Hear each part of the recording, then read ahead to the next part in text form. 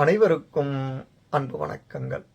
இன்றைய கதை அமுதத்திலே நாம் பார்க்க இருப்பது ஆகாதார்க்கு ஆகுவது இல். விதியை விட வலியது எதுவுமில்லை. விதியை விளக்குவதற்கு வேறு வழிகளைத் தேடினாலும் அங்கு விதியே முன்வந்து நிற்கும். ஒருவன் தான் எடுக்கும் பிறவிகளில் செய்கின்ற புண்ணிய பாவங்கள்தான் விதியாகி பிறப்புகள் தோறும் வந்து அவனை இன்பப்படுத்துகின்றன மற்றும் துன்பமும் படுத்துகின்றன. வங்கியில் பணத்தை வைப்பிலிட்டவன் தேவை ஏற்படும் போதெல்லாம் வங்கியிலிருந்து பணத்தை பெறுவதைப் போல புண்ணியம் செய்தவன் கடவுளிடமிருந்து நன்மைகளை பெறுகிறான். பாவம் செய்தவன் தன்னிடமிருந்தே துன்பங்களை பெறுகிறான். இன்பத்தையும் துன்பத்தையும் ஒவ்வொரு உயிரும் தம் செயல்களுக்கு ஏற்றபடி பெற்றுக்கொள்கிறது. ஒரு முறை கடலில் பெரும் சூறாவளி ஏற்பட்டது.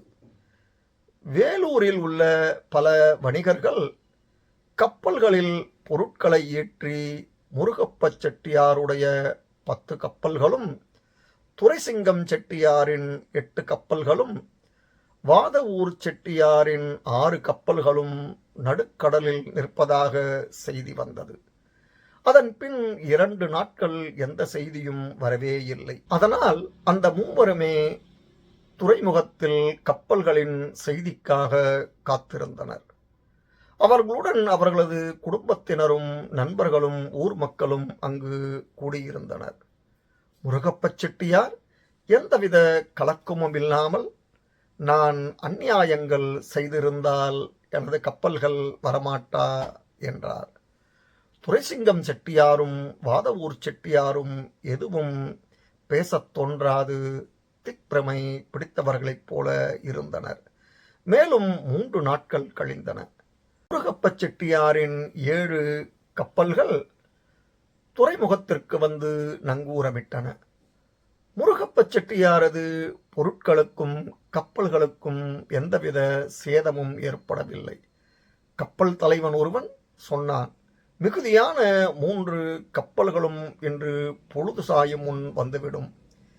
எமது கப்பல்களை கண்டீரா என்று துரைசிங்க செட்டியாரும் வாதவூர் செட்டியாரும் கேட்டனர். அதற்கு அவர்கள் காணவில்லை என்றனர். மறுநாட்காலை முருகப்ப செட்டியாரின் கப்பல்கள் 3ம் பத்திரமாக வந்து சேர்ந்தன. 1 வாரம் கழிந்து துரைசிங்க செட்டியாரின் 3 கப்பல்களும் வாதவூர் செட்டியாரின் 1 கப்பலும் வந்து சேர்ந்தன. மற்றவை கடலில் மூழ்கிவிட்டதாக செய்தி வந்தது. முருகப்ப செட்டியார் தர்மமானவர், அடுத்தவர்களுக்கு உதவுபவர், கோயில்கள் கட்டுபவர், நிதி உதவிகள் செய்பவர். மற்றைய இருவரும் கஞ்சர்கள், கோயிலுக்கு கூட எதுவும் செய்ய மாட்டார்கள்.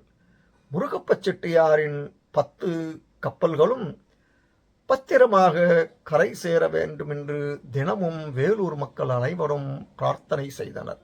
அந்த பிரார்த்தனை அவர் செய்த தான தர்மங்களால் ஏற்றுக்கொள்ளப்பட்டது.